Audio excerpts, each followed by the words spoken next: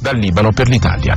Lazio, Campania e Sicilia in fondo alle classifiche sull'immondizia. Uno studio di Assoambiente che riunisce le imprese del trattamento dei rifiuti di bonifica boccia completamente le 3 regioni. Iuri Rosati ha chiesto al presidente di Assoambiente che contesta qual è il problema, quali sono i problemi principali in queste regioni. È la mancanza di impianti, la spazzatura o la raccolta differenziata, poi va trattata con impianti di riciclaggio, alcune quote in discarica e altre per produrre energia nei cosiddetti termocombustori. Quando io non ho questi impianti ho un deficit enorme che risolvo o mettendo come la Sicilia l'80% dei miei rifiuti in discarica o come il Lazio e la Campania portando i miei rifiuti in Nord Italia o addirittura all'estero. Lei parla di termocombustori, però poi la popolazione non è mai troppo felice quando si costruiscono questi impianti. Siccome ci sono stati politici che hanno sparso il terrore, la gente si preoccupa. Dopodiché ci sono i filmati in cui si vedono i cittadini di Copenaghen sciare sul tetto del loro termocombustore. Quanto influisce il discorso delle mafie? Le mafie sono una conseguenza di questa situazione.